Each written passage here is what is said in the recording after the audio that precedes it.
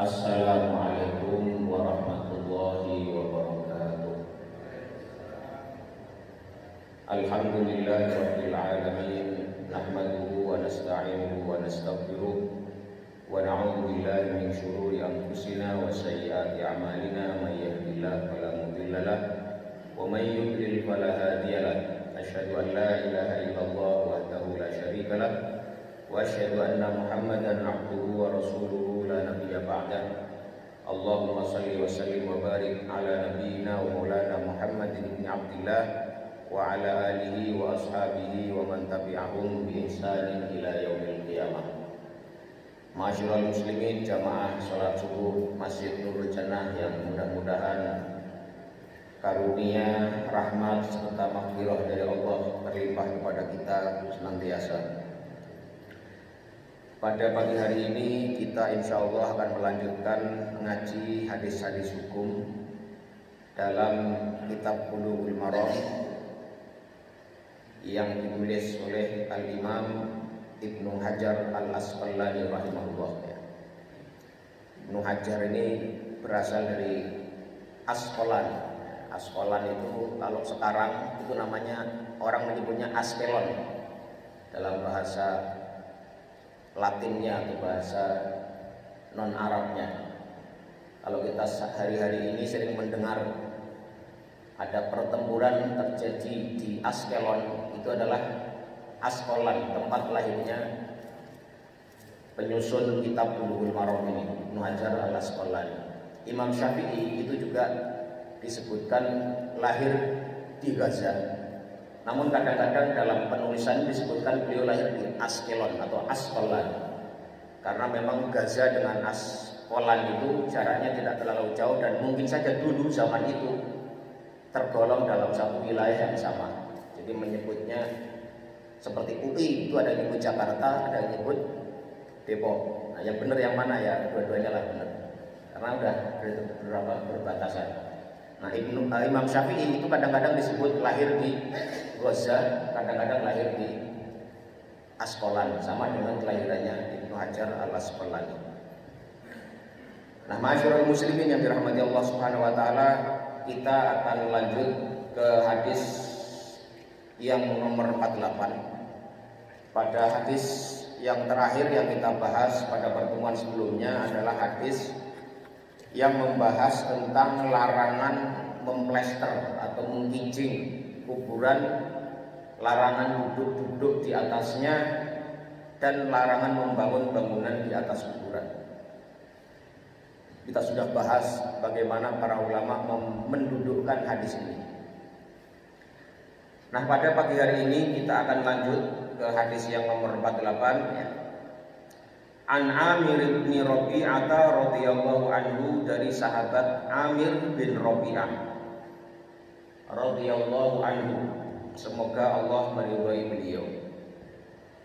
Anna Nabiyya sallallahu alaihi wasallam, bahwasanya Rasulullah sallallahu alaihi wasallam shalla ala Utsman bin Maz'un, beliau melakukan sholat jenazah terhadap jenazahnya Utsman bin Maz'un.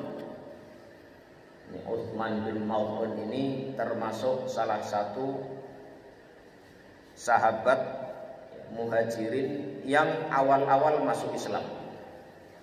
Kalau kita baca manaqib atau riwayat hidup beliau itu disebutkan aslama ba'da salasata asyara rajulan. Beliau masuk Islam setelah 13 orang. Jadi beliau adalah orang ke-14 yang masuk Islam. Wa syahida badron, dan beliau adalah seorang sahabat yang juga ikut perang Badar. Wa kana qad harramal khamra fil jahiliyah. Beliau sebelum masuk Islam itu termasuk orang-orang yang secara naluriahnya itu tidak mau minum minuman keras, mengharamkan khamr di masa-masa jahiliyah. Itu artinya punya keistimewaan dalam jiwanya. Wa huwa awwalu man mata minal muhajirin fil Madinah, dan beliau adalah termasuk orang yang pertama meninggal dari kalangan kaum muhajirin di Madinah. Wa kana abidan mujtahidan, dan beliau adalah seorang sahabat yang abid, ahli ibadah, mujtahidan dan bersungguh-sungguh dalam ibadahnya. Ini. Nah, satu ketika Rasulullah Shallallahu Alaihi Wasallam menurut riwayat hadis ini itu menyolati jenazahnya sahabat Utsman bin Maz'un wa ata al-qabra, dan Rasulullah juga kemudian mengiringi jenazahnya sampai ke kuburannya, wa atal qabra, mengiringi atau mendatangi proses pengkuburannya, pemakamannya. Fahasa alaihi salasa hasayatin, maka Rasulullah Shallallahu Alaihi Wasallam menaburkan tanah. Kata hasa yahsu at-turaba ay roma yarmi idza halahu biyadihi wa ba'dhum yaqul qabadahu biyadihi thumma ramahu. Jadi Rasulullah SAW qabadha at-turaba biyadihi, jadi mengambil tanah dengan tangannya, kemudian menaburkannya ke pemakamannya atau ke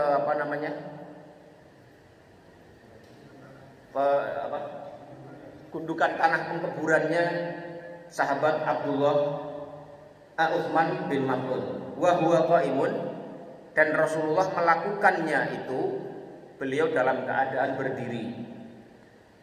Rawahu ad-Daraqutni, hadis ini diriwayatkan oleh Imam ad-Daraqutni.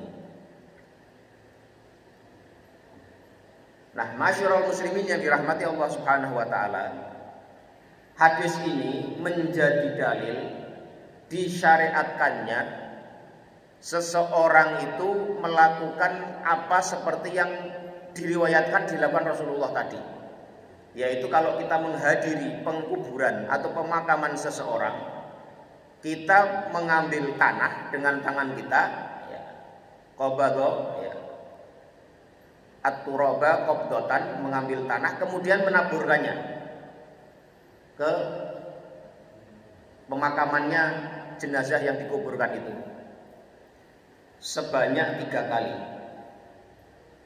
Ini iqtidaan bin Nabi sallallahu alaihi wasallam wa musyarakatan fi ajli dafnil mayyit.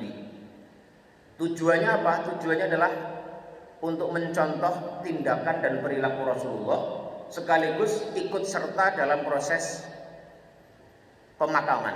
Jadi berkontribusi dalam proses pemakamannya. Wa fi dzalika aqwa ibratan wa aqdama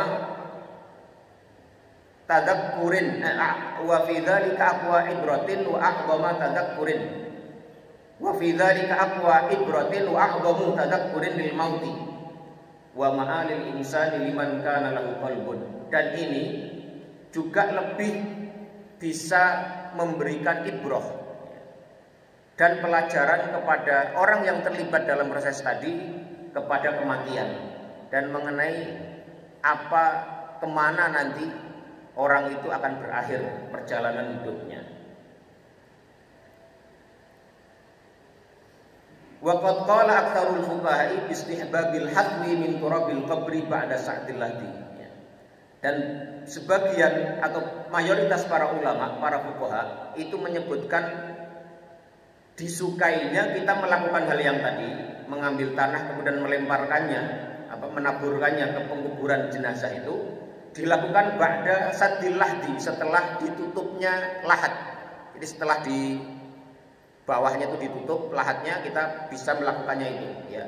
Jadi bukan di awal-awal, tapi setelah tertutupnya lahat. Tapi ini tampaknya tidak harus begitu, ya.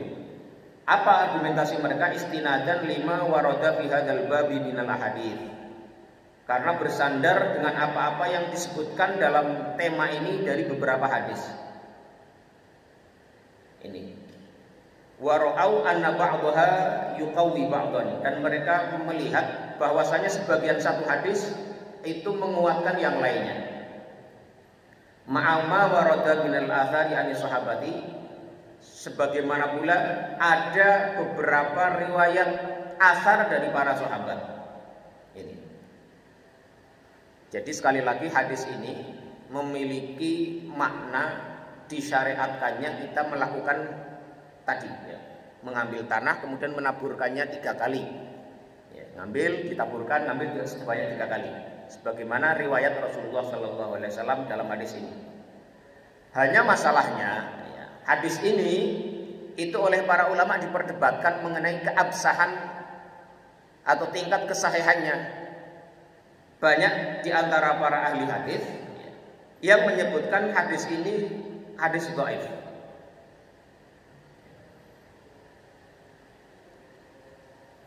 Itu yang membuat sebagian orang tidak ingin mengamalkannya, tidak mau mengamalkannya karena berargumen hadis ini hadis dhaif. Tetapi ada riwayat lain yang diriwayatkan oleh Al-Imam Ibnu Majah ya, bukan hadis yang disebutkan oleh Imam Ibnu Hajar di kitabnya ini. Ada hadis lain yang mendukung maknanya kepada makna yang sama dengan hadis ini, yaitu diriwayatkan oleh Ibnu Majah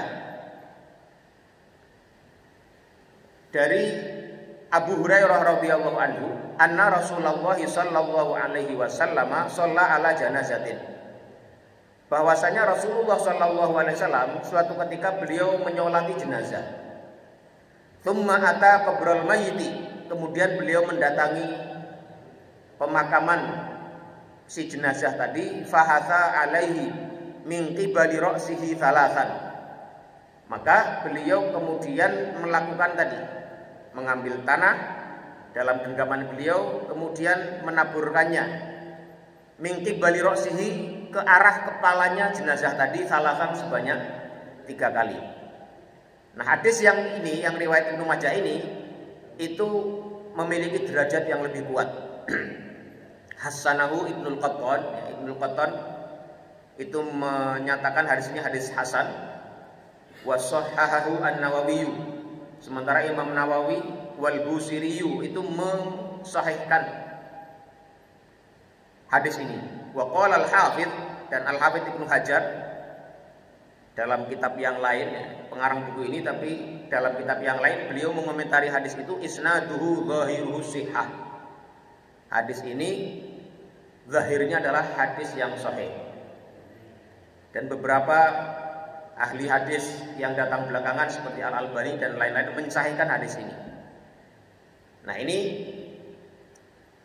hadis ini bagi yang menganggap bisa dijadikan sebagai sumber hukum atau dalil, maka mereka mengatakan bahwasanya disyariatkannya atau disunahkannya kita melakukan hal yang tadi ya, seperti mencontoh Rasulullah SAW, yaitu mengambil tanah dengan tangan kita, menaburkannya ke pemakaman si jenazah yang dikuburkan di situ sebanyak 3 kali.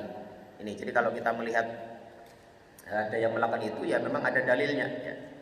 Dan hadisnya ada beberapa hadis ya, sebagiannya dianggap lemah ya, dan diperdebatkan kesahihannya, tapi sebagian yang lain menyebutkannya sebagai hadis yang sahih atau minimal hasan.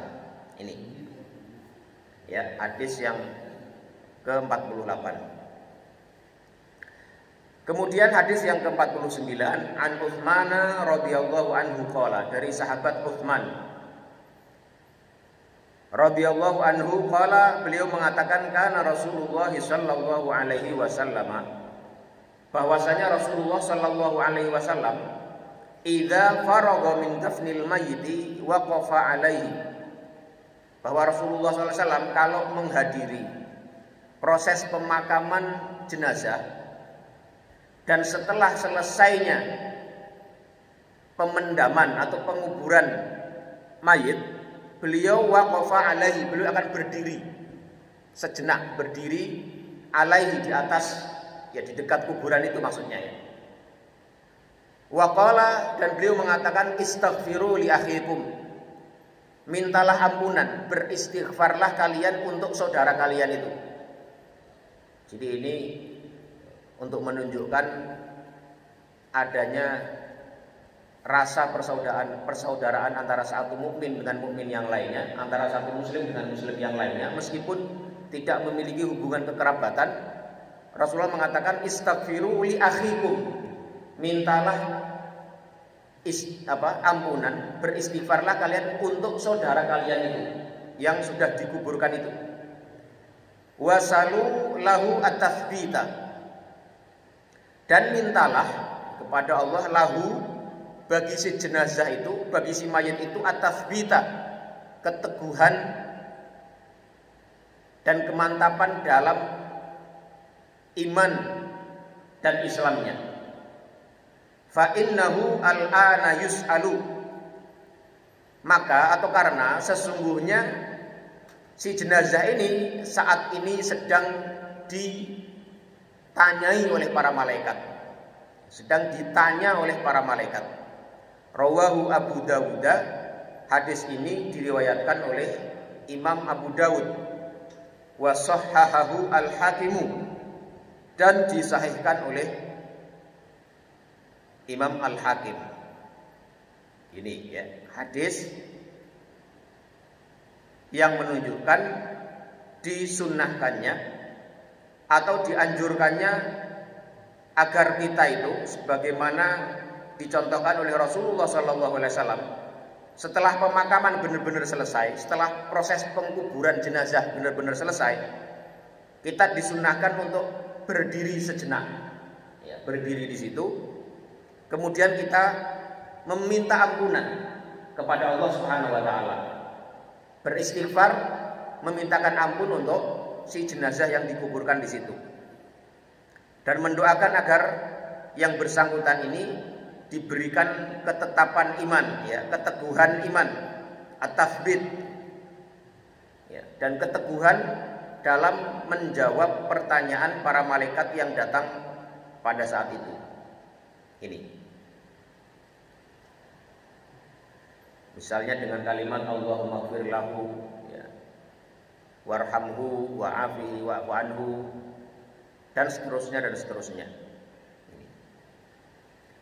Dan baik pula ya bagi orang yang memimpin di situ bisa wayang bagi an yu'maro al-hadiruna bidzalika. Orang-orang yang hadir sebaiknya juga diperintah atau diajak untuk melakukan hal yang sama, yaitu memintakan ampunan untuk jenazah yang dikuburkan.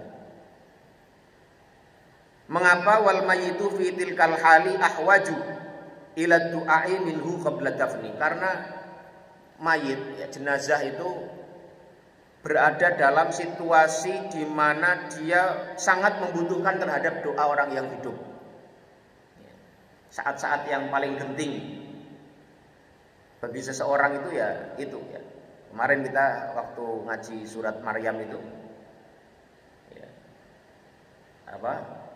Yahya itu mengatakan apa itu?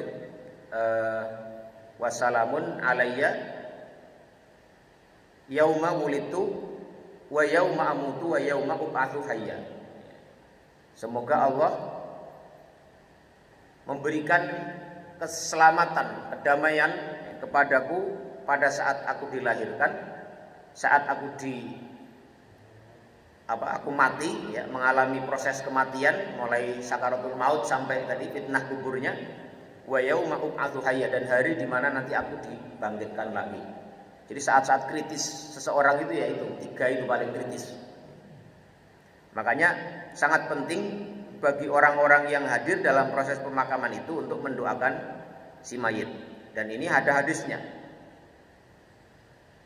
Ada riwayat lain, ya, riwayat ini bukan hadis tapi asar dari sahabat, ya, dari sahabat yang bernama Amr bin Al-As, ya. Itu ada kisah bagaimana beliau menghadapi kematian beliau, ya. Kemudian beliau minta kepada orang-orang yang hadir juga untuk mendoakan beliau setelah dimakamkannya. Ini ada dalam Sahih Muslim, ya. Jadi diceritakan dalam Sahih Muslim itu bahwa ada seorang tabi'in, ya, yang bercerita bahwa suatu ketika mereka, ya, para murid-murid atau orang-orang yang mengenal apa namanya Al-Amru atau Amru bin Al-As, seorang sahabat Rasulullah sallallahu alaihi wasallam menjelang kematiannya. Hadarna Amr ibn Al-Asi wa huwa fi siyapatil maut, ketika beliau dalam masa-masa menghadapi kematiannya. Nah, Amr bin As ini yabki tawilan, beliau menangis terus. Ketika menjelang kematian itu beliau banyak menangis ya. Wa hawwala wajhahu ilal jidari, beliau memalingkan mukanya ke tembok ya. Karena tidak ingin mengganggu atau terganggu dengan orang-orang yang hadir, beliau menangis terus menghadap ke tembok.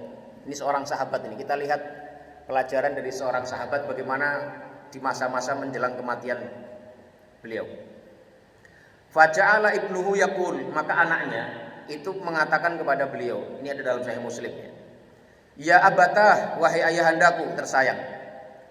Ama basyaraka Rasulullah sallallahu alaihi wasallam bikada. Bukankah Rasulullah sallallahu alaihi wasallam telah pernah memberikan kabar gembira kepadamu dengan ini dan itu? Ama basyaraka Rasulullah sallallahu alaihi wasallam bikada. Bukankah Rasulullah sallallahu alaihi wasallam telah mengabarkan dengan kabar gembira terhadap dengan ini dan itu? Fa aqbala biwajhihi, maka kemudian beliau menoleh kepada anaknya Amr bin Al-As. Jadi riwayat ini juga menjadi pelajaran bahwa orang-orang yang sedang dalam sakaratul maut, orang-orang yang dalam proses menghadapi kematian, itu sangat baik kalau diberikan hal-hal yang membuat dia lebih husnudzon billah, bisa berprasangka baik kepada Allah Subhanahu wa taala. Betul bahwasanya seorang mukmin itu harus seimbang antara khauf dan roja. Sebagaimana yang dilakukan oleh tadi sahabat Amr bin As tadi.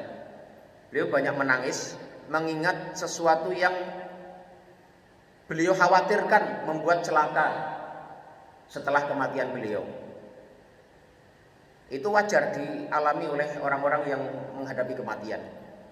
Dan bagi orang-orang yang hidup, yang hadir di antara orang-orang yang mau meninggal itu sebaiknya memberikan baik itu cerita, baik itu kabar, baik itu ayat atau hadis misalnya atau apapun yang mengingatkan agar seseorang yang mau meninggal ini bisa lebih berprasangka baik kepada Allah Subhanahu wa taala, mengingat sesuatu yang membuat dia optimis husnudzon billahi taala. Makanya putranya Amr bin As itu mengingatkan tadi, ama basyaraka Rasulullah sallallahu alaihi wasallam. Bukankah Rasulullah SAW telah memberikan kabar gembira kepadamu?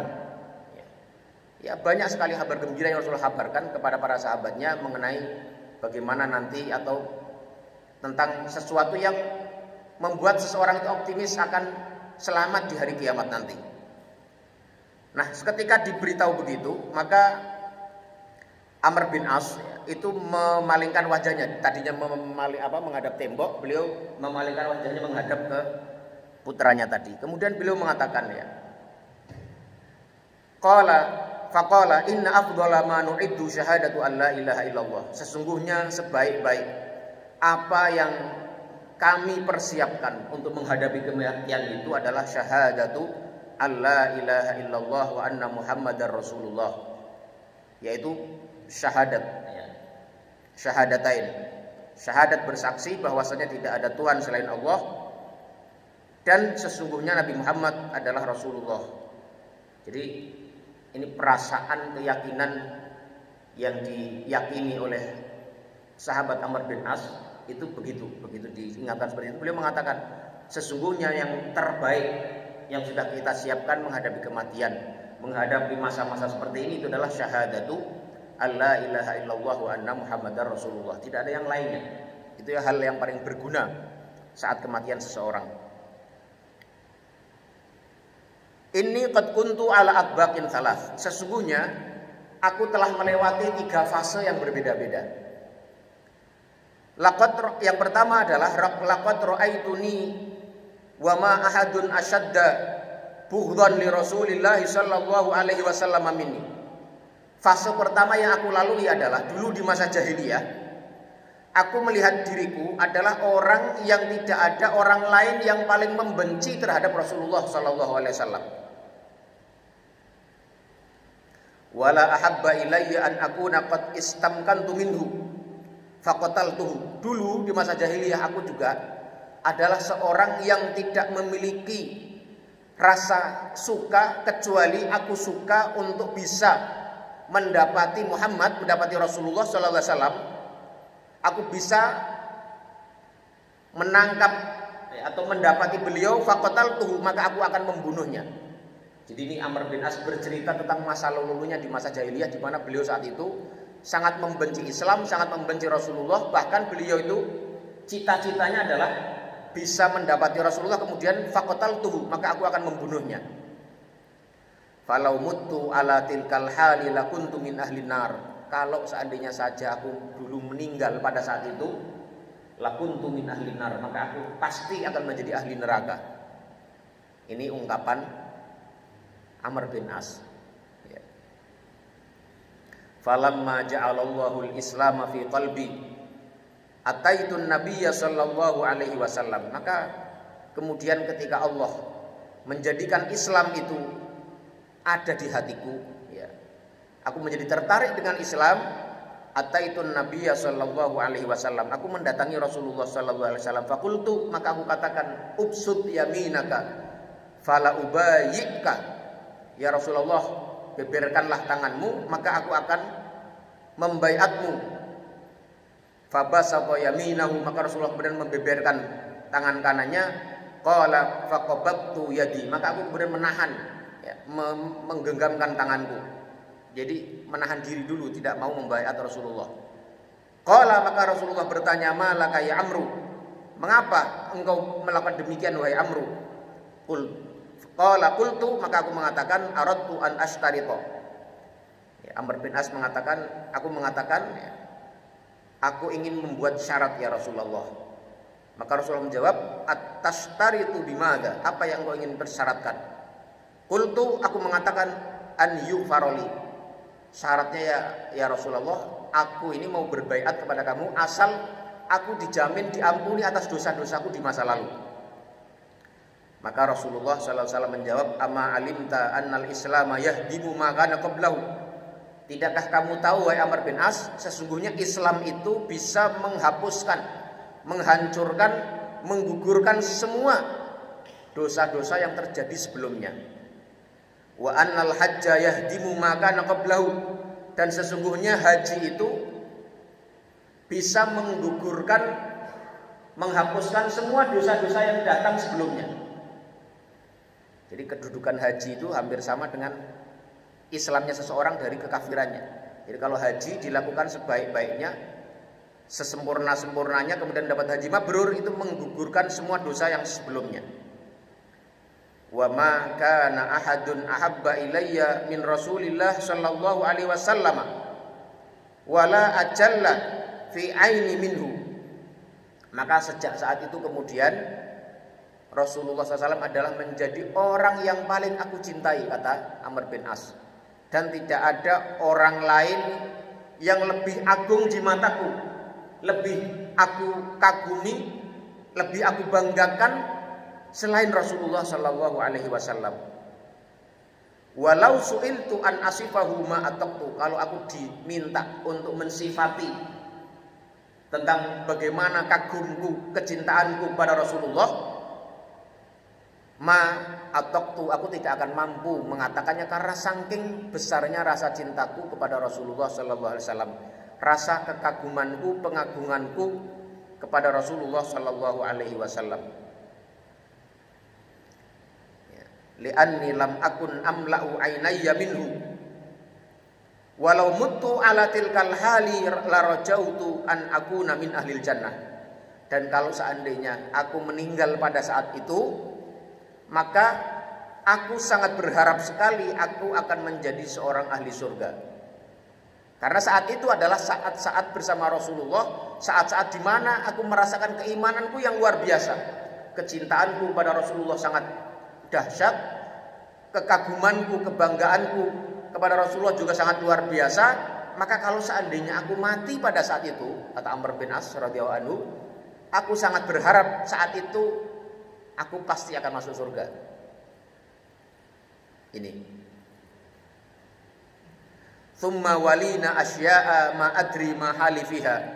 Kemudian datang setelah itu hal-hal yang lainnya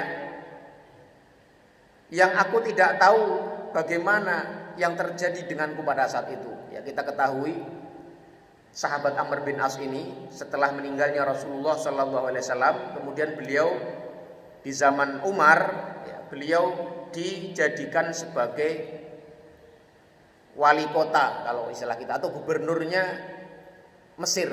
Ya, Amr bin As itu dulu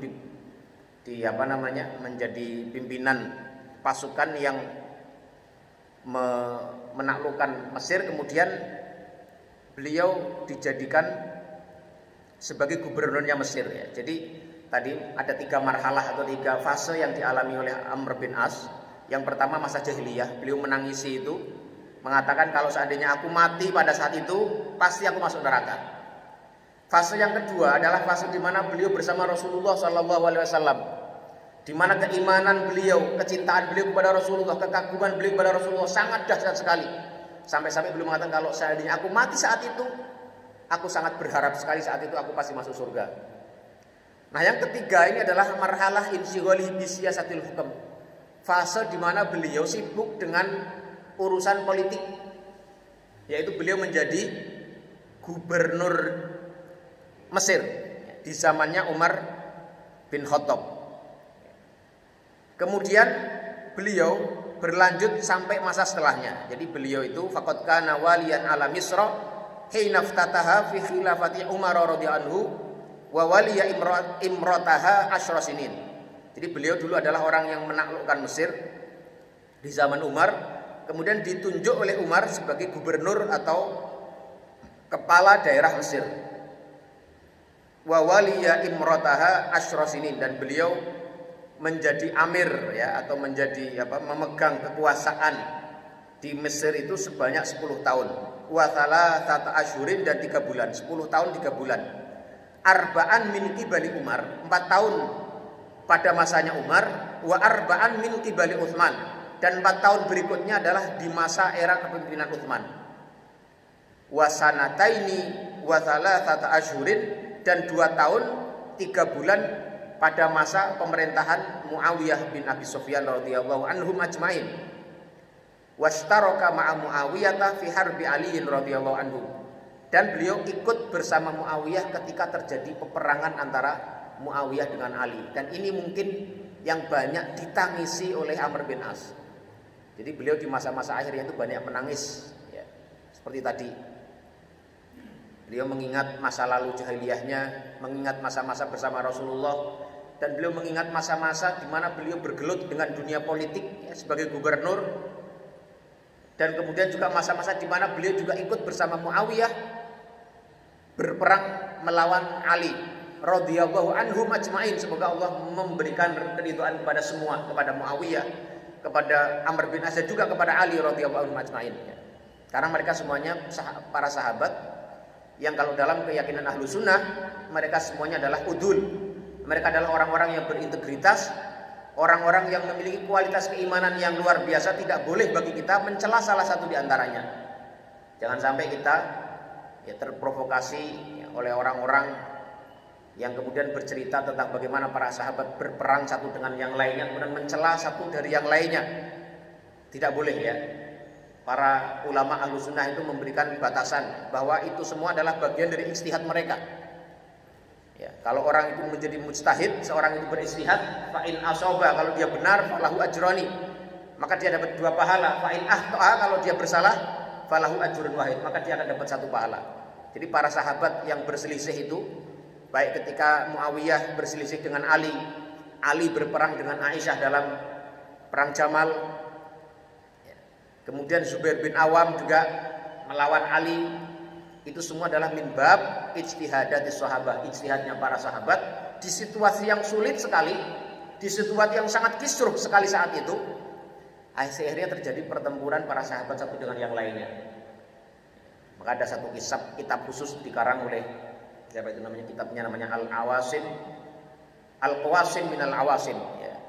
Itu untuk mendudukkan bagaimana para sahabat berselisih, tapi kewajiban kita sebagai umat Nabi Muhammad SAW yang berpegang teguh dengan akidah Ahlussunnah itu tidak boleh mencela para sahabat. Mereka semuanya beristihad dengan ijtihadnya masing-masing.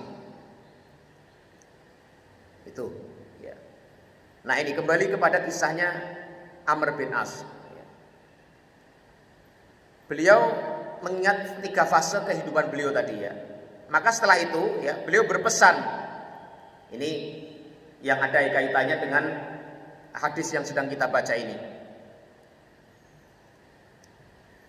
Ya, tadi beliau mengatakan tadi setelah menceritakan keadaan beliau yang 3 fase itu, maka kemudian beliau mengatakan fa idza ana mutu, ya, maka kalau nanti aku meninggal, aku mati, fala tashabni naihatun, maka janganlah seseorang pun di antara kalian melakukan niyahah, meratapi kematianku. Wala narun, dan janganlah nyalakan api. Jadi jangan nyalakan api itu para ahli hadis memberikan penjelasan yang berbeda-beda. Ada yang sebagian mengatakan maksudnya adalah wala narun wala tashabni naihatun wala narun maksudnya jangan dinyalakan api itu karena api itu kan sesuatu yang menjadi simbol api neraka, maka tidak ingin adanya tasya'um, adanya rasa yang membuat itu seakan-akan ada suasana yang berbeda dengan adanya api itu. Wallahu a'lam. Ini para ulama berbeda pendapat mengenai maksud daripada wala tashabni narun ini. Ya, ada yang mengatakan di sini disebutkan qila littafa'ul bin najati minha, ya, karena tidak ingin melihat ada api itu adalah tafa'ulan, ya, littafa'ul bin najati minha, untuk membuat suasana optimisme keselamatan dari api itu.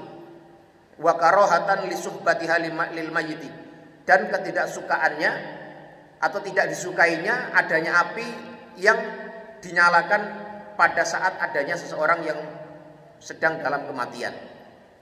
Wa qila li anna hadza kana min fi'lil jahiliyah. Namun ada juga sebagian ulama yang menyebutkan bahwasanya hal ini beliau berpesan agar tidak dilakukan itu karena menyalakan api saat kematian seorang itu adalah termasuk perbuatannya orang-orang jahiliyah.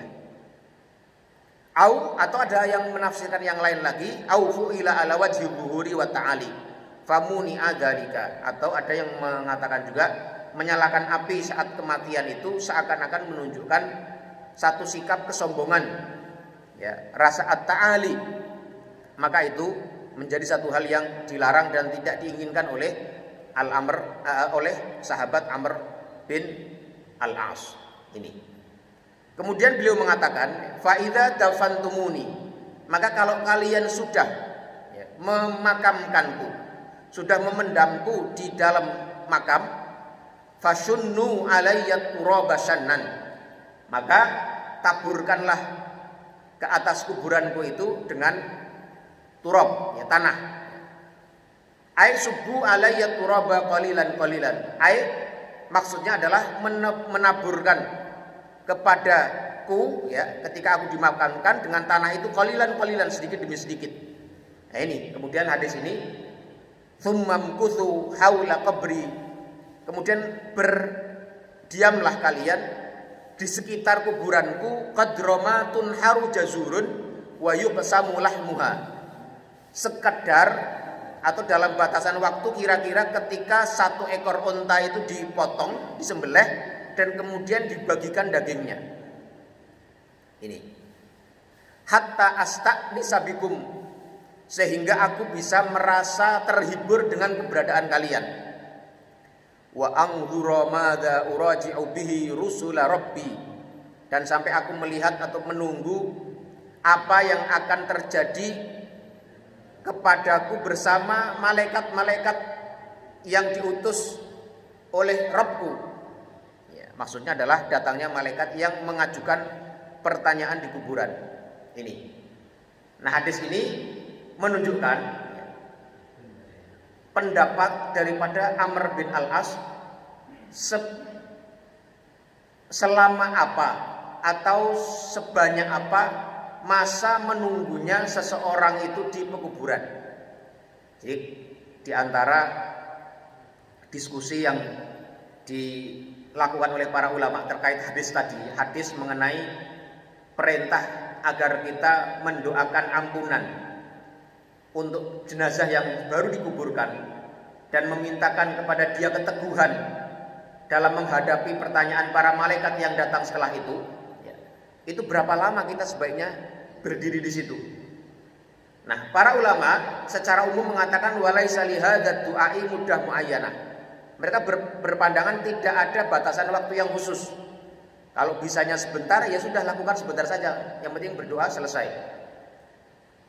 Tapi ada juga yang berpendapat menggunakan pendapatnya Amr bin As, yaitu tadi beliau itu ketika mau meninggal itu berpesan, nanti kalian kalau aku sudah mati, ya, taburkanlah tanah itu ke kuburanku sedikit demi sedikit, kemudian berdiamlah kalian selama kurang lebih kira-kira di mana seekor onta itu disembelih kemudian dibagikan dagingnya. Apa tujuan beliau? Beliau mengatakan aku bisa mendapatkan keberadaan kalian itu bisa menghiburku, bisa mendatangkan ketentraman bagiku sampai nanti aku menunggu atau datang atau melihat bagaimana nanti malaikat datang mengajukan soal mereka kepadaku. Ini. Tetapi pada ulama lain kemudian mengatakan pendapat sahabat Amr bin As itu tidak harus menjadi standar seberapa lama kita berdiam di makam atau di kuburan orang yang baru dimakamkan. Jadi sebatas manapun tidak ada batasannya. Rasulullah tidak pernah memberikan batasan berapa lama. Tapi apa yang disampaikan oleh Amr bin As itu adalah bagian dari ijtihad beliau yang tidak harus sama persis dengan itu. Atau kalau kita ingin mengikuti tadi proses tadi itu tidak harus seperti apa yang menjadi pandangannya Amr bin As, karena itu adalah pandangan pribadi beliau. Ini. Nah, berdiri di atas makam beberapa saat setelah dimakamkannya seseorang itu juga diisyaratkan oleh ayat yang ada surat At-Taubah ayat 84, di mana ketika Rasulullah SAW itu dilarang untuk berdoa kepada orang-orang munafik yang munafiknya nifak i'tiqadi, yang hatinya aslinya kufur. Itu diperintahkan wala tusalli ala ahadin minhum mata abadan wala taqum ala qabri wala tusalli, dan janganlah engkau wahai Rasulullah mendoakan ala ahadin minhum kepada salah seorang di antara mereka, orang-orang yang kufur dengan nifaknya itu, mata abadan, yang mati abadan selama-lamanya, nggak boleh didoakan karena kekufurannya. Ini juga menjadi dalil kita nggak boleh mendoakan untuk orang yang matinya mati kafir, jelas diketahui benar-benar matinya mati bukan dalam agama Islam. Kita nggak boleh minta ampunan kepada mereka, tidak boleh mintakan keselamatan kepada mereka. Jadi kalau kita itu misalnya di kantor, itu kan kadang-kadang ada yang meninggal. Yang meninggal itu orang non-muslim. Kita misalnya, kalau saya pernah di perwakilan misalnya di KBRI, di kedutaan, itu kalau ada staf atau ada sesama pegawai yang meninggal, itu kita diminta bikin semacam faksimil, menyatakan duka cita. Kemudian kalau ada orang yang meninggal kan di situ bisa disebutkan kan, semoga almarhum diampuni dosanya, diberikan diterima amalnya, diampuni dosanya, dan diberi tempat yang terbaik di akhirat nanti. Nah, itu persoalannya bagaimana kalau yang meninggal itu non muslim, padahal kita dalam posisi harus membuatkan draft untuk pimpinan kita untuk ditandatangani. Nah, itu padahal ada larangan untuk kita mendoakan orang yang meninggal bukan dalam keadaan Islam untuk mintakan ampunan kepada mereka. Alhamdulillah saya belum pernah mengalami keadaan itu, tapi saya pernah ditanya oleh teman saya ya, yang begitu saya juga ingatin kepada dia. Saya bilang kalau yang seperti itu sudah doakan saja, misalnya semoga keluarganya diberikan ketabahan, ya, diberikan, itu nggak masalah, diberikan ketabahan mengalami ujian yang berat ini, dan kemudian yang bersangkutan yang meninggal ini diberikan tempat yang sesuai, ya, di sisi Tuhannya. Sesuai itu ya sesuai amalnya. Kalau amalnya itu ya terserah mau diapain, disiksa monggo, kira-kira gitu. Karena memang kita nggak boleh mendoakan sama ketika Rasulullah SAW atau Nabi Ibrahim pun ya, ketika beliau ingin mendoakan ampunan untuk ayahnya dilarang sama Allah Subhanahu Wa Taala. Padahal itu ayahnya sendiri. Ini wala tusalli ala ahdim minhum mata abadan wala taqum ala qabri, dan janganlah kamu berdiri di atas kuburannya. Nah, ini ayat ini salah satu juga yang menjadi dalil dianjurkannya kita berdiri sejenak ketika seseorang habis dimakamkan. Jangan habis dimakamkan lantas kita langsung pergi. Sempatkanlah untuk berdoa meskipun sedikit, ya, mendoakan untuk si mayit. Ini.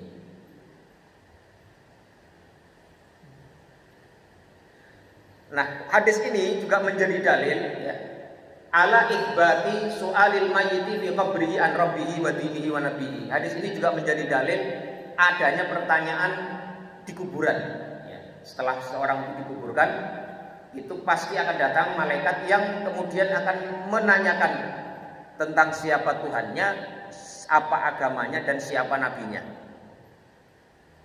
Kama sabata fil ahadits sahihati, sebagaimana telah tetap, ya, telah pasti diriwayatkan dalam berbagai hadis-hadis yang sahih.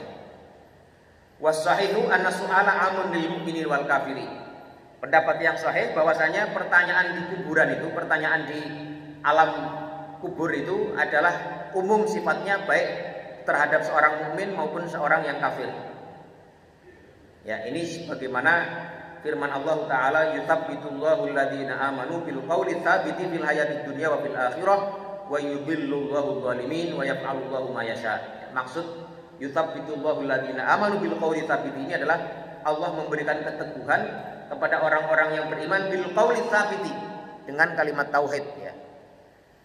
Maksudnya fil hayatid dunya wa fil akhirah, di kehidupan dunia dan akhirat. Ini termasuk diantaranya adalah ketika seseorang itu mengalami pertanyaan di alam kubur. Ini juga diriwayatkan oleh Al-Barra bin Azib radhiyallahu anhu bahwasanya Rasulullah SAW bersabda, al-muslimu idza su'ila fil qabri. Jadi seorang mukmin, seorang muslim ketika ditanyakan di kuburnya, itu yashhadu an la ilaha illallah wa anna muhammadar rasulullah. Dia akan bersaksi bahwasanya tidak ada Tuhan selain Allah, dan sesungguhnya Muhammad Rasulullah. Fadzalika qauluhu yuthabbitullahu alladziina amanu bil qauli tsabiti fil hayatid dunya wa fil akhirah. Itulah salah satu tafsir, ya, yang menjelaskan ayat tadi.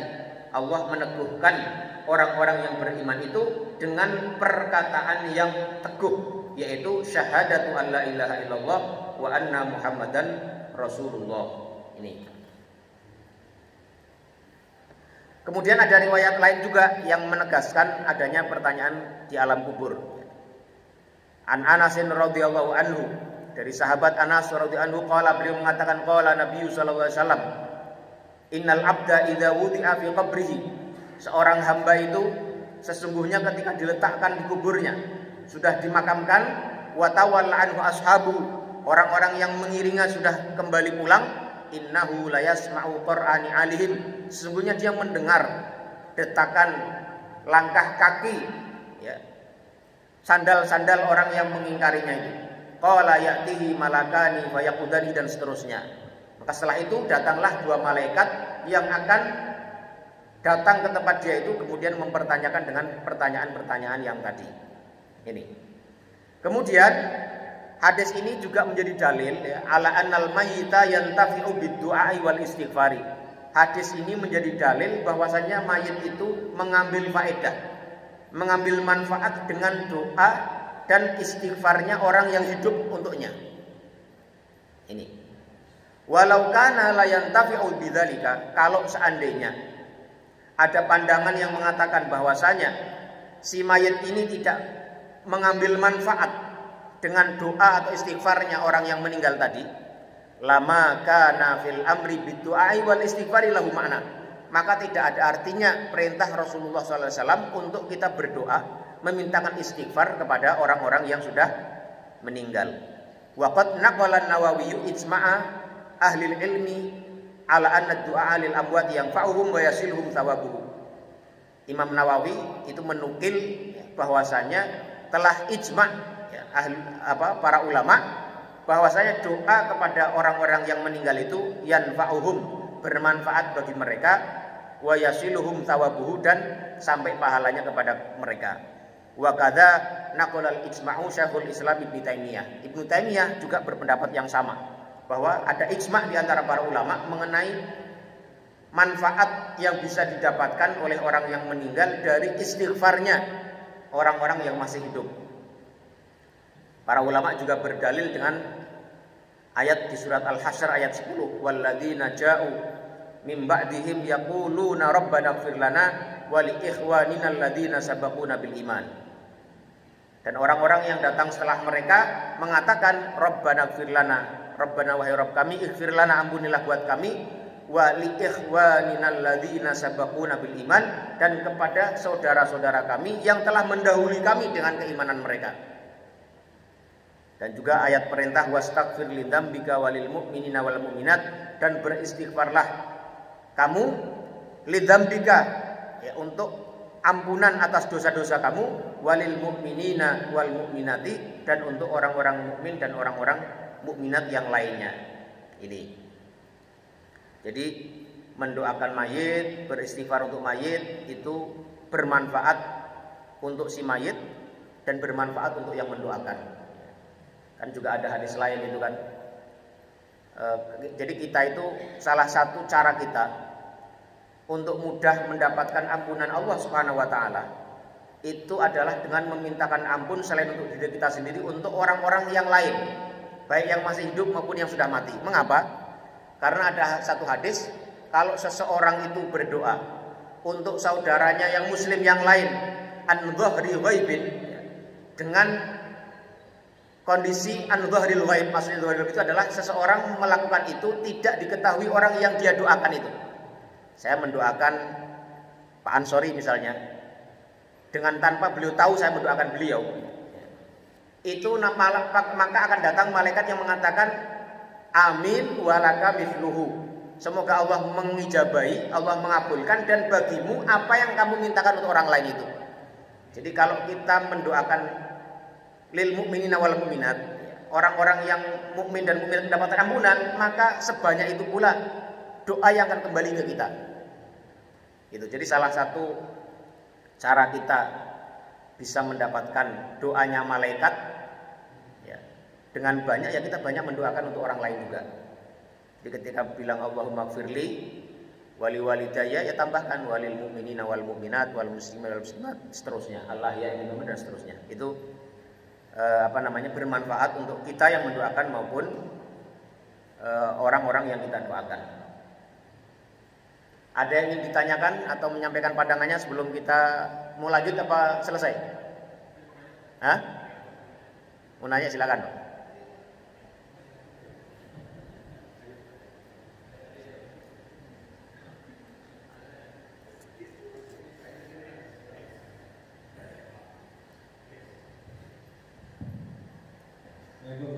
Assalamualaikum.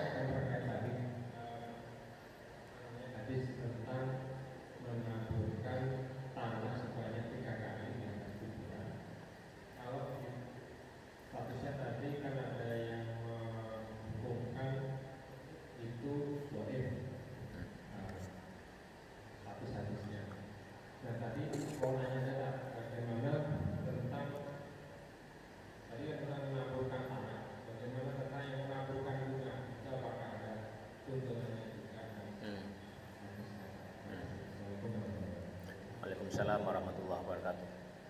Yang menaburkan tanah tadi itu hadisnya ada beberapa ya. Memang meskipun sebagiannya dhaif, itu menurut mereka yang menyatakan hadisnya kuat itu karena banyaknya jalan itu membuat satu dengan yang lain saling menguatkan.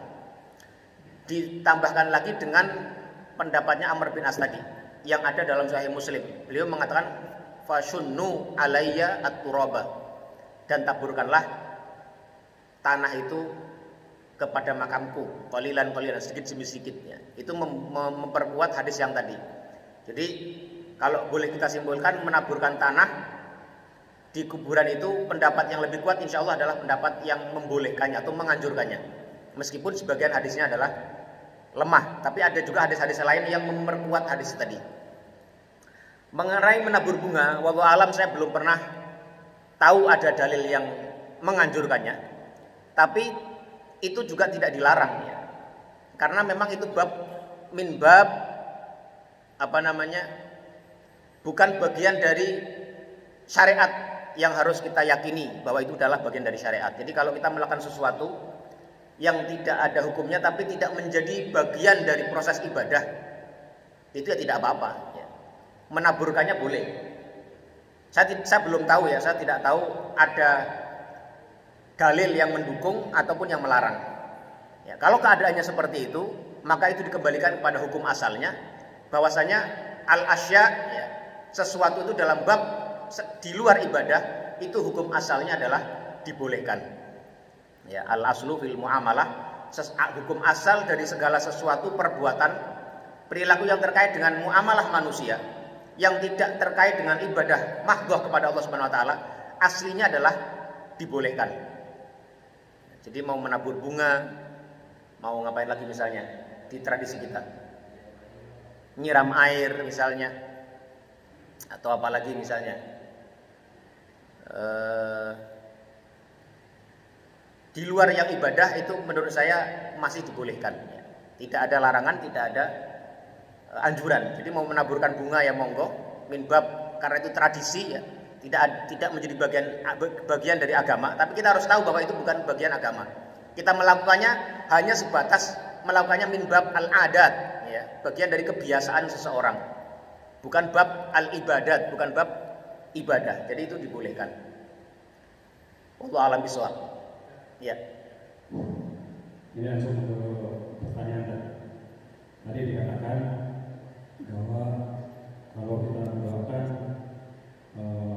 mayat yang sudah dikubur yang mereka adalah kafir, adalah bahwa tidak boleh yang berdosa. Nah tadi Ustaz katakan bahwa kita mendoakan keluarganya, sementara keluarganya juga kafir, ya artinya itu kan juga masih diperbolehkan. Sementara kita kan orang sebagai muslim mendoakan orang kafir kan pasti tidak akan pernah sampai gitu kan. Ayo gimana kita kasih? Ya nggak boleh itu mendoakan yang sifatnya ukhrawi. Kalau mendoakan yang sifatnya duniawi nggak masalah. Misalnya kita meminta ampunan, itu kan sifatnya ukhrawi. Nabi Ibrahim dilarang oleh Allah Subhanahu wa taala untuk mendoakan ampunan kepada Azar, karena Azar ayahandanya itu meninggal dalam keadaan kafir. Ya. Nabi juga dilarang untuk mendoakan pamannya Abu Thalib, karena Abu Thalib meninggal dalam keadaan kafir. Mendoakan untuk ampunan, mendoakan untuk dimasukkan ke surga, memintakan untuk diselamatkan pada hari akhirnya, itu nggak boleh. Tapi kalau mendoakan untuk kepentingan duniawi itu nggak apa-apa. Misalnya semoga keluarganya diberikan ketabahan, keteguhan, itu nggak masalah.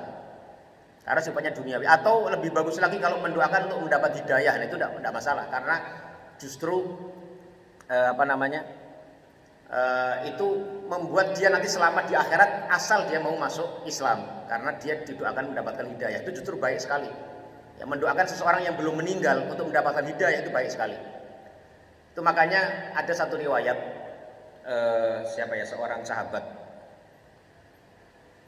seorang sahabat itu difitnah dengan fitnah yang luar biasa. Beliau kemudian berdoa dengan doa yang sangat luar biasa. Sa'ad bin Abi Waqqas kalau nggak salah. Beliau itu difitnah. Kemudian beliau mendoakan dengan doa yang luar biasa sekali. Beliau doanya itu begini: semoga Allah memanjangkan umurnya dalam keadaan kefakiran ya, dan kesulitan hidup. Jadi saking saking fitnahnya, saking tuduhannya yang sangat luar biasa, itu doanya beliau mendoakan. Jadi orang yang zalim ya, la yuhibbullahul jahra bisu'i illa man zulim. Jadi orang kalau dizalimi itu boleh membalasnya dengan hal yang sama atau mendoakan keburukan untuk orang yang menzalimi itu boleh.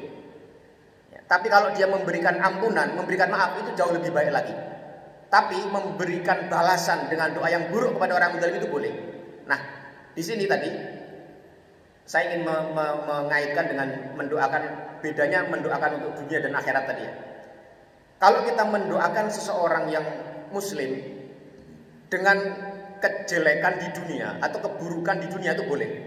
Tapi kita tidak boleh mendoakannya untuk keburukannya di akhirat. Ini kebalikannya antara dengan orang muslim dan orang kafir. Nah, tadi kasus tadi sahabat tadi yang mendoakan orang yang menfitnahnya itu dengan keburukan, itu keburukan yang sifatnya duniawi. Jadi dia mendoakan si orang ini untuk memanjangkan umurnya, tapi dalam keadaan kefakiran dan kesulitan hidup. Dan ternyata kemudian yang meriwayatkan riwayat ini itu mengatakan betul orang yang didoakan oleh Sa'ad bin Abi Waqqas tadi, kalau nggak salah, saya agak lupa nama sahabat tadi itu, dia memang benar-benar hidup diberi umur panjang tapi dalam keadaan kefakiran dan dalam keadaan kesulitan hidup yang luar biasa, sehingga orang ini benar-benar sengsara dalam kehidupan di dunianya. Tapi sebagai seorang muslim, seorang mukmin, kalaupun dia hidup sengsara di dunia dengan keimanan dia, dengan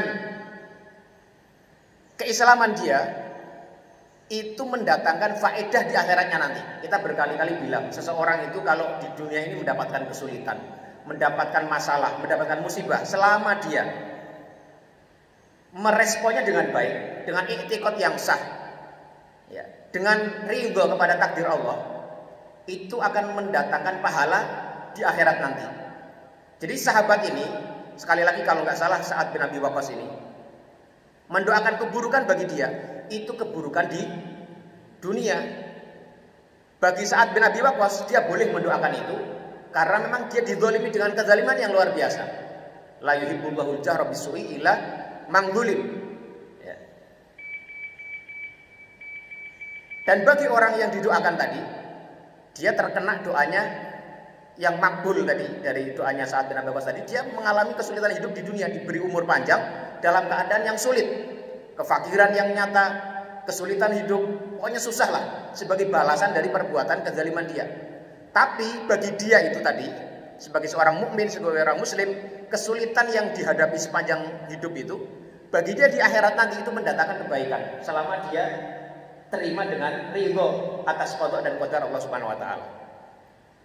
Jadi mendoakan keburukan bagi muslim yang lain dengan keburukan dunia itu boleh. Misalnya kita dizalimi seseorang, salah satu doa yang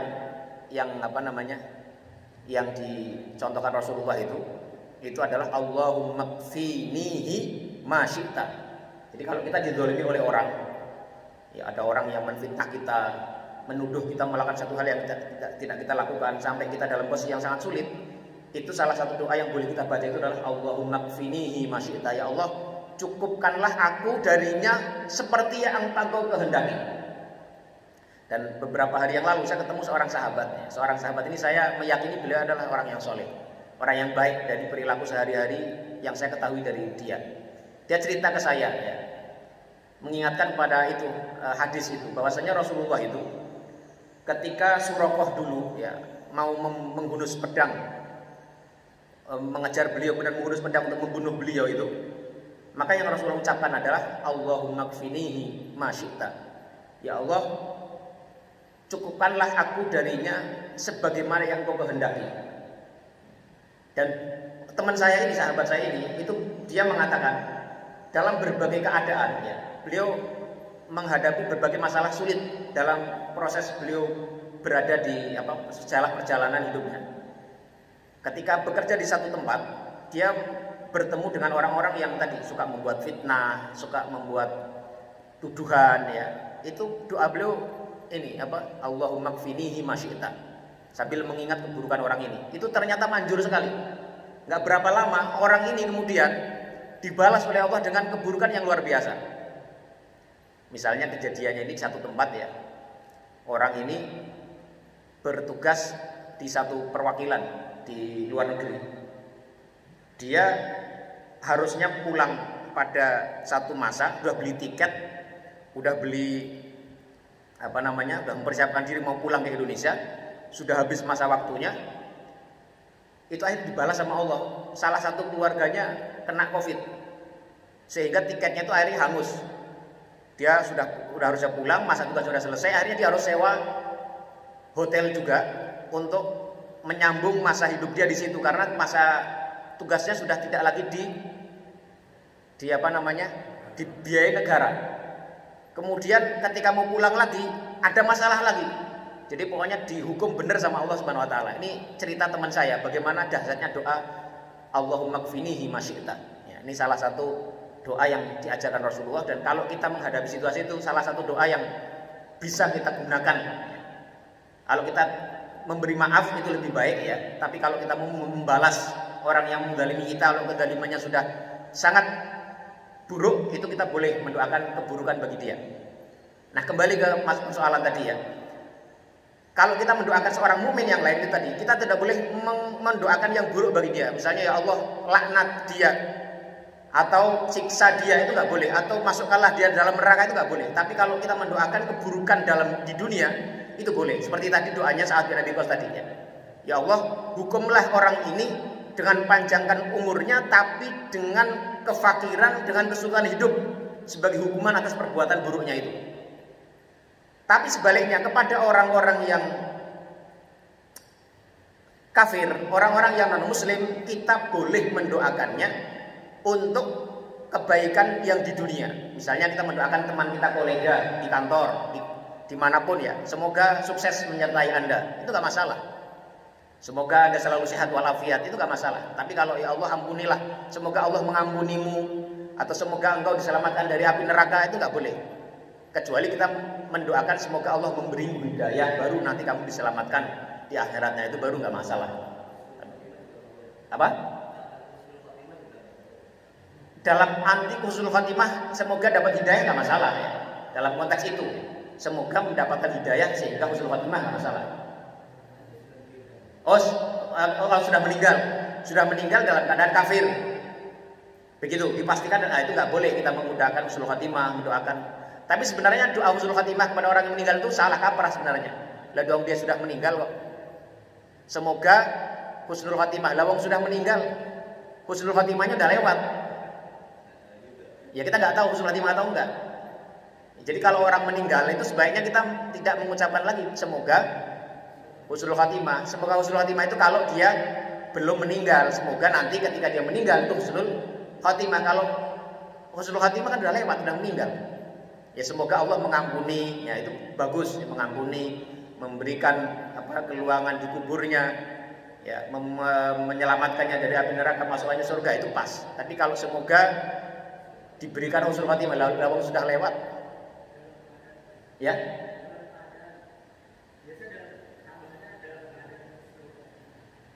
Iya, tapi kan sudah lewat. Gimana? Udah lewat itu kan? Iya, semoga misalnya gini, ada berita si fulan meninggal. Kita mengucapkan innalillahi wa inna ilaihi raji'un, turut berduka cita, semoga yang bersangkutan diberikan atau dalam keadaan husnul khatimah. Lawang sudah lewat. Gimana itu, pas enggak kira-kira? Ya kayaknya kurang tepat ya. Ya dosa sih enggak sih, itu mah enggak tepat aja. Masa kita mendoakan sesuatu yang sudah lewat kan enggak terjadi. Ya toh? Kalau ya mudah-mudahan Allah mengampuni dosanya, menyelamatkannya dari api neraka, memasukkannya dalam surga, itu pas lah. Baik. Yang lain? Ya, ini yang tengah dulu bentar. Yang tengah dulu ya, saya ini Pak. Sambil membetulkan atau ya udah. Iya. Silakan. Kamu udah, silakan Pak. Enggak apa-apa.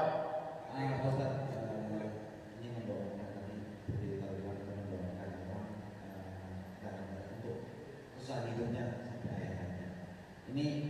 Ini saya kurang sejarah.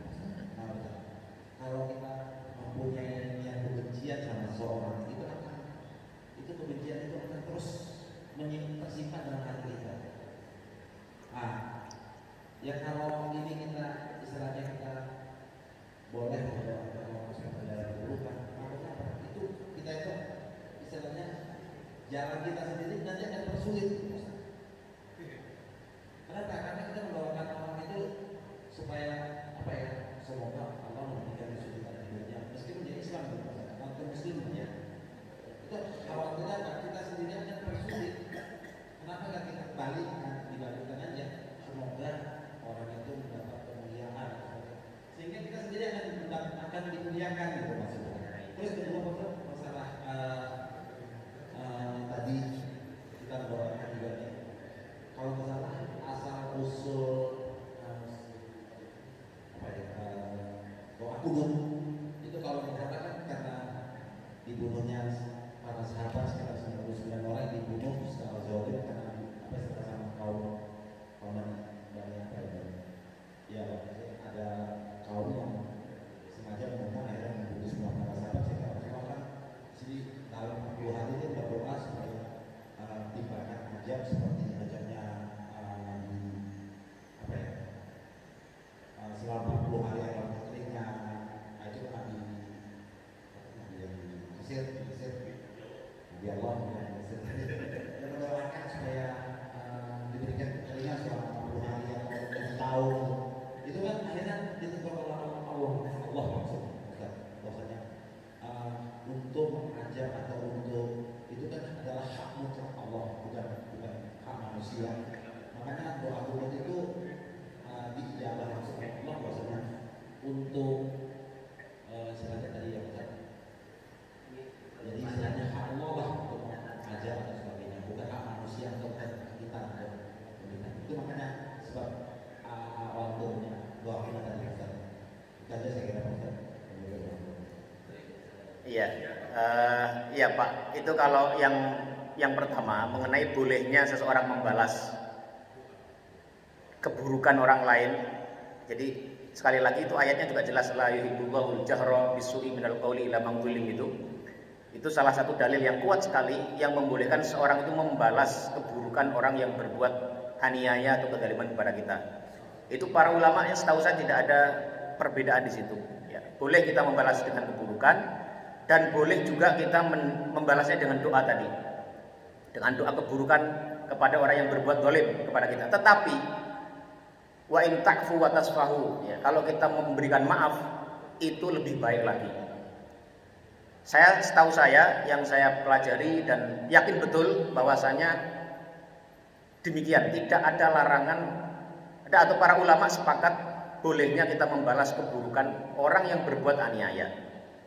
Termasuk salah satunya tadi dengan banyak asar sahabat, ya, kemudian para tabi'in yang memang begitu melakukannya, termasuk saat bin Abi Waqqas tadi. Tapi itu tadi, kalau yang memusuhi kita, menzalimi kita adalah seorang mukmin, seorang muslim, tidak boleh kita kalau mendoakan keburukan dengan keburukan yang sifatnya ukhrawi, itu nggak boleh. Semoga Allah melaknatmu misalnya, itu nggak boleh. Kepada seorang mukmin nggak boleh. Tapi kalau semoga Allah menimpakan kesusahan kepadamu di dunia ini, boleh. Kesusahan buat dia di dunia, tapi sekali lagi, kalau dia menyikapinya orang yang tadi mendapat kesusahan tadi, menyikapinya dengan benar, itu kebaikan bagi dia di akhirat. Mengerti nggak maksudnya ya? Jadi seorang mukmin itu mendoakan orang lain dengan keburukan, itu keburukan yang sifatnya duniawi. Tapi kalau orang yang didoakan tadi tetap bisa meresponnya dengan baik, dengan benar, itu juga kebaikan bagi dia. Jadi keburukan di dunia itu mendatangkan kebaikan bagi dia di akhirat. Bisa dipahami nggak anunya Pak? Cara memahaminya masalah itu dan bagaimana pendapat para ulama itu? Kalau seandainya kita itu balik ke kita, kalau Allah nggak pernah berbuat, ya barangkali kita pernah menyakiti orang atau sengaja atau nggak sengaja kita pernah. Dan orang doakan kita seperti itu, ini kadang kita susah, gitu istilahnya. Kami susah dulu. Iya, kalau seandainya kita yang usaha memang ini ya, kalau katakan mengurangi dosa-dosa kita di dunia dan Iya, alangkah baliknya sebaiknya kita doakan aja kemuliaan jangan kecuali orang kafir. Sok doa jol. Kita kalau bisa anjurnya itu kebaikan juga gitu Mas. Iya tadi Pak, kan mengampuni, memaafkan lebih baik. Ya, tapi seumpama kan kita ini berbicara tentang hukum dan lazimnya orang kan ada juga yang tidak mampu menahan amarah, mendapatkan kezaliman yang tidak tahan lagi dengan kezaliman orang itu boleh. Maksud saya itu untuk mendudukkan masalah, kita boleh melakukan itu gitu. Jangan sampai kemudian dikatakan nggak boleh. Yang boleh dan itu Allah membolehkannya, Rasul membolehkannya, ya kita katakan boleh. Tapi kalau kita mau berjiwa besar, mengampuninya, memohonkan hidayah untuknya itu lebih baik. Itu loh Pak maksudnya ya Pak ya. Iya. Ya tidak menganjurkan Pak.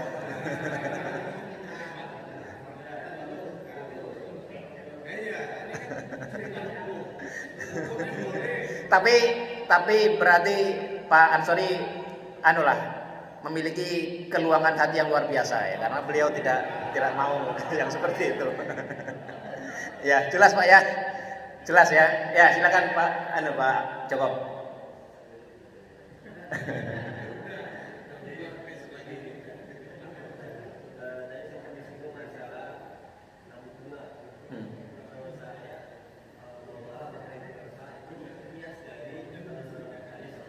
Yang menancapkan pohon itu, ya.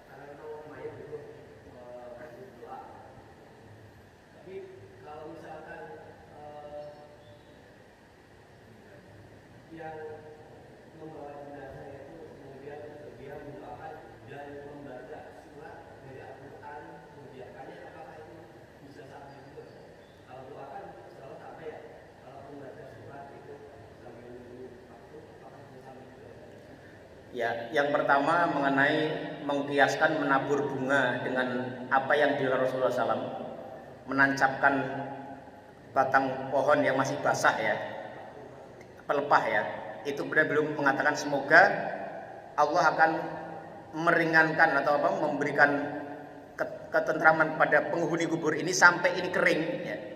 Itu Allah alam bisawab, kalau saya lebih kepada itu kekhususan Rasulullah SAW, karena tidak ada di situ yang menyebutkan Rasul menganjurkan untuk melakukan hal yang sama. Maka kembali tadi, menaburkan bunga, menyiramkan air itu masuk babnya bab adat saja, bab tradisi yang tidak dilarang tapi juga tidak dianjurkan. Mau melakukan monggo, enggak ya monggo. Allah alam bisawab. Yang pertama, yang kedua mengenai apa tadi? Membaca surat ya. Kalau berdoa jelas itu semua ulama sepakat. Kalau membacakan hadiah, membacakan Al-Quran, kemudian menghadiahkan pahalanya kepada orang yang sudah meninggal, itu para ulama berbeda pendapat. Tapi yang masyhur, yang mayoritas ulama setahu saya adalah menyatakan itu bisa sampai. Memang argumentasi yang paling kuat yang menyatakan tidak bisa sampai itu adalah yang pertama ayat yang wala taziru waziratu wizra ukhra. Seseorang itu tidak menanggung dosa yang ditanggung oleh orang yang lain pun sama dengan amalan. Kemudian yang kedua, idza mata ibnu adama in qata amaluhu illa min thalathin, kecuali yang tiga itu yang kita sudah sama-sama sering mendengar. Tapi mengenai hadiah pahala dari bacaan Al-Qur'an yang kita bacakan, itu mayoritas ulama berpendapat bisa sampai. Pertanyaannya adalah apakah dianjurkan saat di kuburan itu. Nah, kalau memang melihat hadisnya, itu di situ Rasulullah SAW menganjurkan kita untuk memperbanyak, memintakan ampun dan mendoakan yang bersangkutan, bukan untuk membacakan Al-Quran. Pun pula kalau membacakan Al-Quran, kalau dilihat dari pendapat para ulama sampai atau tidak, mayoritas termasuk dalam mazhab Ahmad, bahkan justru Imam Syafi'i yang mengatakan nggak sampai. Imam Syafi'i itu mengatakan tidak bisa hadiah pahala. Tapi ulama-ulama dalam mazhab Syafi'i banyak yang mengatakan bisa sampai. Imam Ahmad justru ya. Imam Ahmad itu kan imamnya mazhab yang banyak dianut di Saudi, itu justru mengatakan hadiah pahala bisa sampai. Nah, kalau saya pribadi lebih cenderung bisa sampai ya, menghadiahkan pahala sedekah. Ini juga pernah kita bahas dalam bab niat ya. Kita menghadiahkan pahala sedekah, mempuasakan orang yang sudah meninggal, itu pernah kita bahas. Tapi dan memang ada perdebatan para ulama mengenai bisa atau tidaknya. Tapi mayoritas yang saya ketahui itu membolehkan dan mengatakan bisa sampai. Hanya saja pertanyaannya kalau saat di prosesi pemakaman tadi, itu kalau kita mengacu pada riwayatnya, anjurannya adalah kita memperbanyak doa kepada yang dimakamkan, memintakan ampunan, mendoakan agar dia punya sabar, ya, keteguhan dalam menghadapi para malaikat nanti. Nanti akan ada juga pembahasan mengenai mentalkin dalam hadis berikutnya. Mentalkin jenazah yang sudah dimakamkan itu bagaimana? Insya Allah akan kita bahas pada hadis berikutnya. Ya, kalau mau ada orang yang melakukan itu, saya berpandangan pribadi itu tidak masalah. Tapi kalau ingin kita benar-benar mengacu betul kepada apa yang dicontohkan oleh Rasulullah dan para sahabat, ya kita doakan saja. Ya, doakan. Nanti yang lain waktu bolehlah kita berikan bacaan Al-Quran atau yang lain-lainnya. Wallahu a'lam bishawab. Ya. Yang lain kalau ada, ya cukup ya. Kita cukupkan sekian saja. Mudah-mudahan ada manfaatnya untuk kita semuanya. Yang benar semua datangnya dari Allah Subhanahu Wa Taala. Sementara yang salah itu adalah karena kekurangan ilmu dan kebodohan saya sendiri. Wassallallahu ala nabiyyina Muhammadin wa ala alihi wa sallama tasliman katsira. Subhanakallahumma wa bihamdika asyhadu an la ilaha illa anta astaghfiruka wa atubu ilaik. Wassalamualaikum warahmatullahi wabarakatuh.